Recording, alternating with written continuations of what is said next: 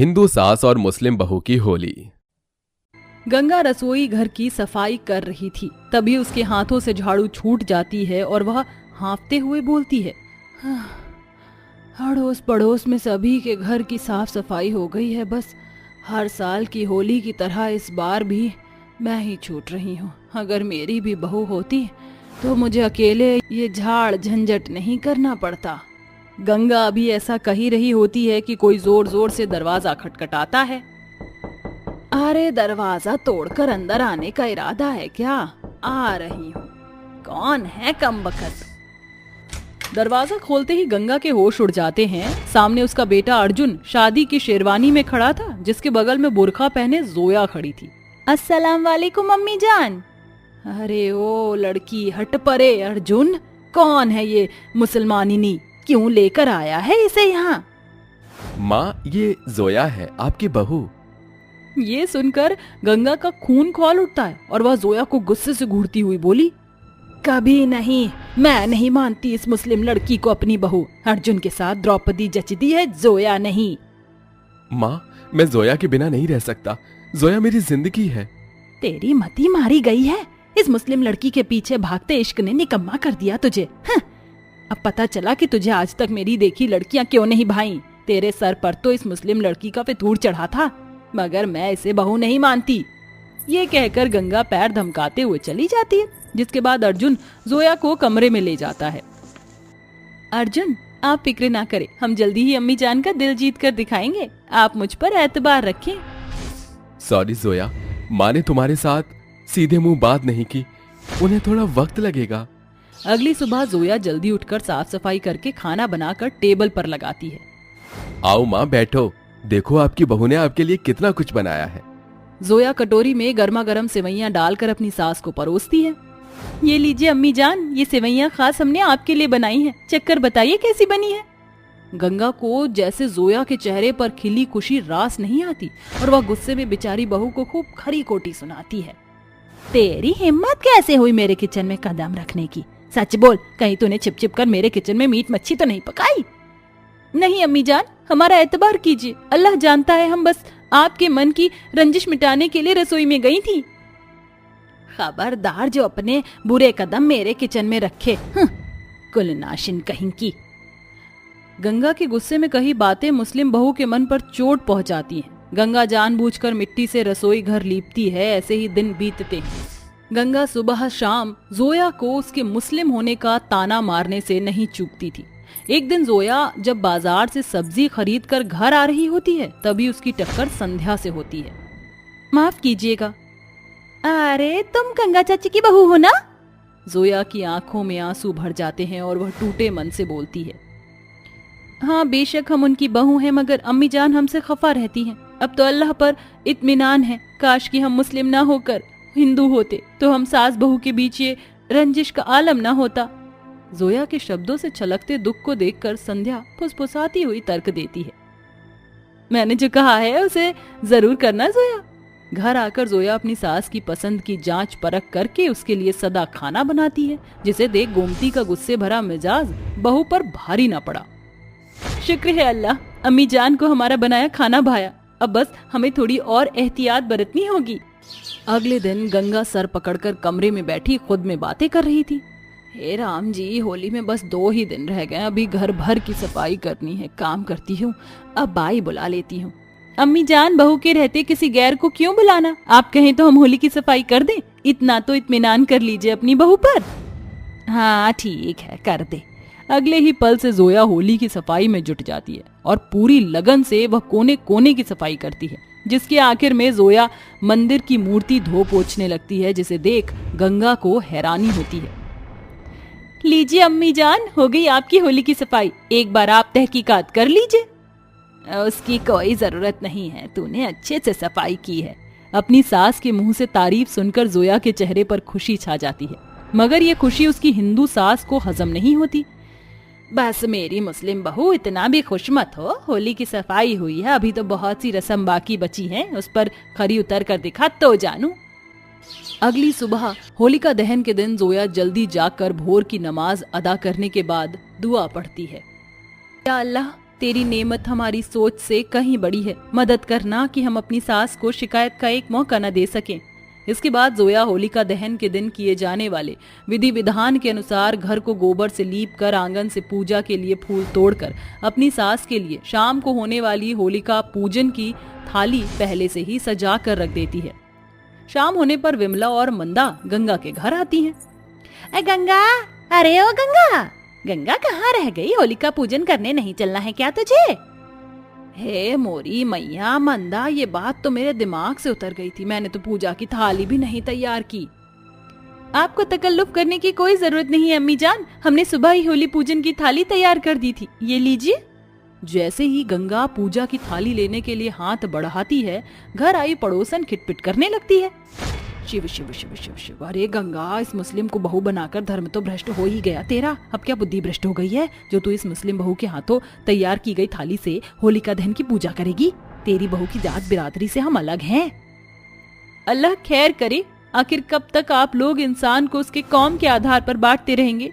और विमला चाची, जहाँ बात जात बिरादरी की है तो सुनिए, जब दवा दारू काम करना बंद कर देती है तो वही हिंदू आपके बीच से उठकर अल्लाह का दरवाजा खटखटाते हैं। मस्जिद में सबसे ज्यादा केसरिया रंग की चादर चढ़ाई जाती है और मंदिरों में माँ की प्रतिमा के 16 श्रृंगारों में हरे रंग की चोली, हरे रंग की चूड़ी चढ़ाई जाती है। जब रंगों के लिए मजहब की दीवार नहीं तो इंसानों के लिए क्यों? जोया की खरी बातें सभी औरत के चेहरे पर सवाल छोड़ जाती हैं, जिसके बाद सभी होलिका दहन की पूजा के लिए चल देती हैं। अगली सुबह चारों तरफ होली की होड़ मची हुई थी। जोया सुबह से ही होली की तैयारियों में लगी हुई थी। पकवानों की उठ रही खुशबू से घर महक उठा था। जोया, चल जल्दी से चूल्हा खाली कर दे, मुझे भगवान को भोग लगाने के लिए शीरा बनाना है। अम्मी जान लाइए, आप बस हमें शीरा का सामान दे दीजिए, हम बना देते हैं। अरे तू कैसे बनाएगी भला? शीरा ये ईद की सेवैयां बनाने जितना आसान नहीं है जो झटपट बन जाए। रहने दे मेरी मुस्लिम बहू, ज्यादा 30 मार खा मत बन। अम्मी जान, हम बना सकते हैं, आप हमें मौका तो दीजिए। ठीक है, तेरे पास सिर्फ शीरा बनाने को आधा घंटा है। आधे घंटे के भीतर ही जोया स्वादिष्ट सा शीरा बनाकर तैयार कर देती है, जिसके बाद जोया आंगन में सुंदर सी रंगोली भी बनाती है और होली के पर्व पर अपने हाथों बनाया हुआ पकवान भी सास को खिलाती है, जिसे देख सास की आंखें भर जाती हैं। हैप्पी होली अम्मी जान, देखिए मैंने आपके लिए गुजिया, मालपुए, पकौड़े सब कुछ बनाया है। सुना है कि होली के दिन लोग दुश्मन को भी गले लगा लेते हैं। आज आप भी रंगों के इस त्योहार में सारी रंजीदगी भूलकर अपनी इस मुस्लिम बहू को अपना लीजिए। बहू मुझे माफ कर दे, जिस पल तूने चौखट पर कदम रखा मैंने तेरे दामन को दुख से भर दिया। आज गंगा को गर्व है अपनी मुस्लिम बहू पर। ये ले बहू, हमारे यहाँ बहू को पहली होली पर सास शगुन में श्रृंगार और कपड़े उपहार में देती है। आज मेरी दिली इच्छा है कि तू मेरे रंग में रंग जा।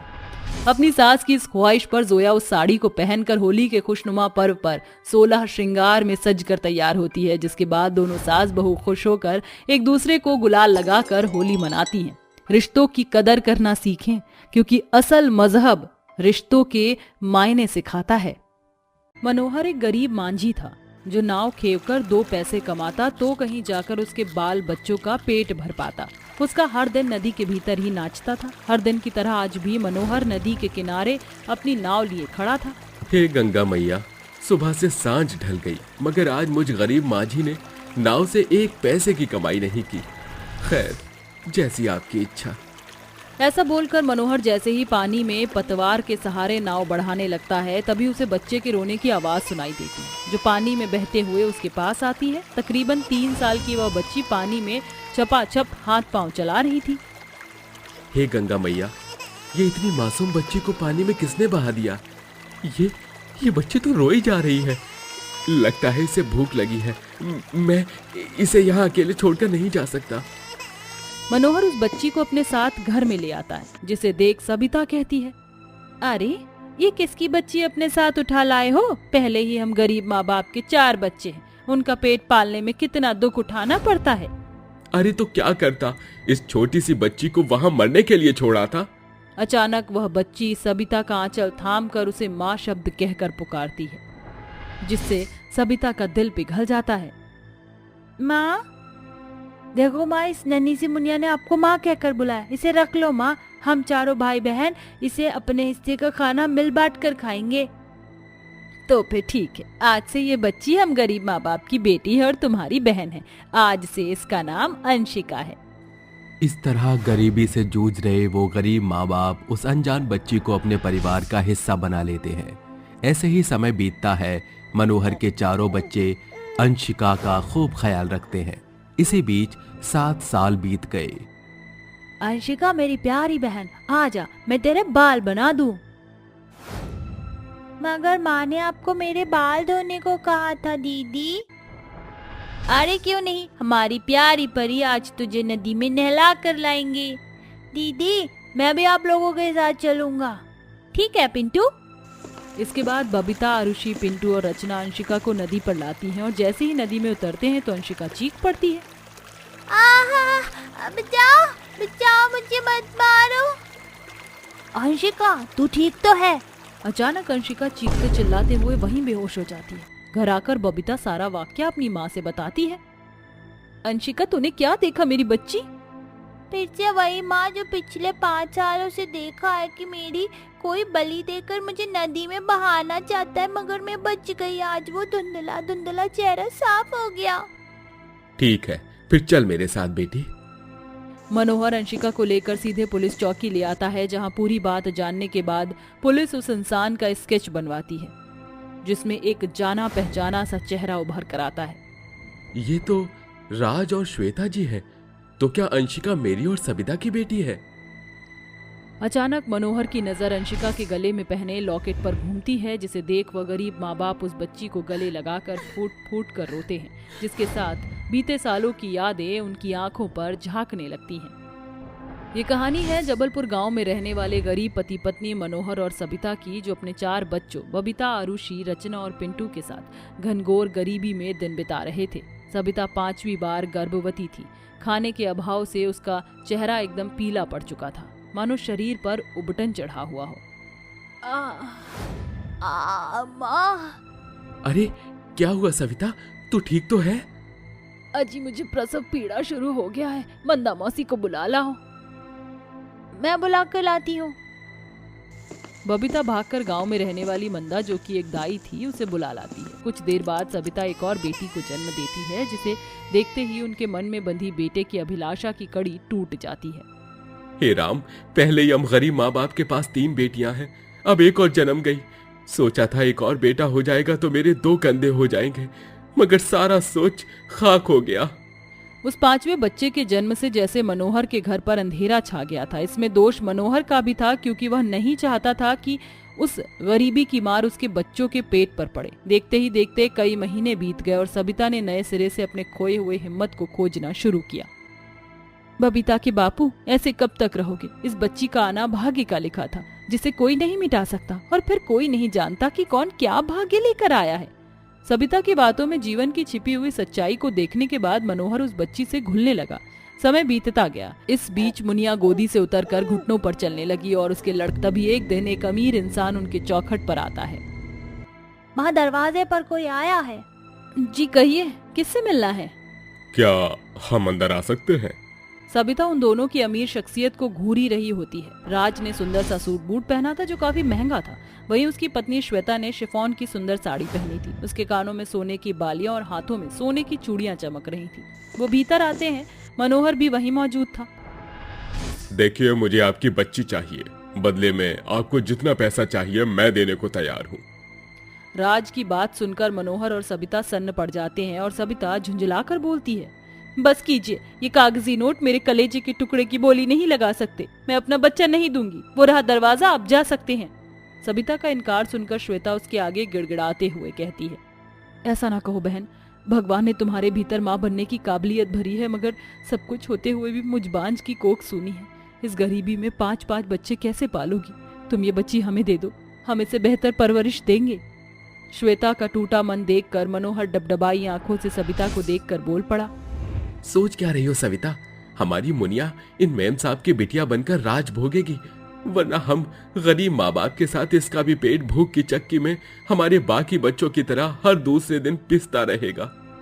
इस तरह अपनी बेटी के बेहतर जीवन के लिए गरीब सबिता अपनी बेटी श्वेता को दे देती है, मगर उसे इस बात की कहां भनक थी कि वह गरीब माँ बाप श्वेता और राज के बुने जाल की गुत्थी में उलझ कर रह जाएंगे। आखिर क्या वजह हो सकती है इस झूठ की? जब उन्हें हम गरीब की बेटी चाहिए ही नहीं थी तो क्यों ले गए उसे और फिर नदी में क्यों बहाया? इन सारे सवालों के जवाब अब हमें वो ही देंगे। अगले ही पल मनोहर और सबिता श्वेता और राज के घर पहुंचते हैं। उनका घर बहुत बड़ा था। मनोहर के घर में बड़ी खिसियाहट भरी हुई थी। राज साहब, बाहर निकलिए। क्या हुआ? तुम लोग यहाँ? हमें हमारी बेटी वापस चाहिए। मनोहर को अपनी बेटी वापस मांगता देखकर राज और श्वेता का चेहरा डर से भर जाता है और उनके लफ्ज लड़खड़ाने लगते हैं। वो यहाँ नहीं है। होगी भी कैसे, क्योंकि तुम दोनों मियाँ बीवी ने मिलकर हमारी बेटी को पानी में बहा दिया ताकि वो डूब कर मर जाए। भले तुम बड़े लोग हो साहब, मगर कानून के हाथ तुमसे भी बड़े हैं। हम तुम्हें बख्शेंगे नहीं। ये सुनकर श्वेता फूट फूट कर रोते हुए बोलती है, हमने ये सब कुछ अपने बच्चे को बचाने के लिए किया था। हाँ, मैंने झूठ बोला था कि मैं बांझ हूँ, और ये झूठ सिर्फ अपने बच्चे को बचाने के लिए बोला था। मैं और राज बहुत खुश थे जब मेरे बेटे ने जन्म लिया, मगर डॉक्टर का कहना था कि वो ज्यादा दिन नहीं जिएगा। हमने हर हॉस्पिटल के चक्कर काटे मगर कहीं से कोई नतीजा ना निकला। फिर हमने अपने बच्चे को बचाने के लिए बाबा का सहारा लिया। उन्होंने कहा था कि हमें एक बच्ची की बलि देनी होगी तो हमारा बच्चा ठीक हो जाएगा, मगर मैं थी तो माँ ना। मैंने मुनिया को पानी में बहा दिया ताकि वह डूबकर मर जाए और बलि की विधि हो जाए, और मेरे हाथ एक नन्ही बच्ची के खून से ना सने, मगर मेरा बच्चा नहीं रहा। उस गरीब माँ बाप की बेटी को गोद लेने के पीछे छुपा कारण जानकर सविता और मनोहर के पैरों तले जमीन ही खिसक जाती है, और सविता कहती है, जी तो करता है कि तुम्हारे फरेब के लिए तुम्हें पुलिस के हवाले कर दूं, मगर तरस आ रहा है। तुम दोनों ने इंसानियत की शर्मसार कर दिया है। मगर शायद ये सीख थी कि कोई गरीब किसी अमीर को अपना बच्चा नहीं देगा। सबिता अपने फटकार भरे शब्दों से श्वेता और राज को आईना दिखा देती है। अपनी बेटी के साथ हुए ऐसे हादसे के बाद मनोहर एड़ी चोटी का जोर लगाकर कड़ी कठोर मेहनत करके अपने घर चलता है। साथ ही अपने बेटे और बेटियों की हर अभिलाषा पूरा करता है। वहीं राज और श्वेता को अपने किए की करनी अपना बच्चा खोकर चुकाना पड़ता है, क्योंकि भगवान की लाठी में आवाज नहीं होती।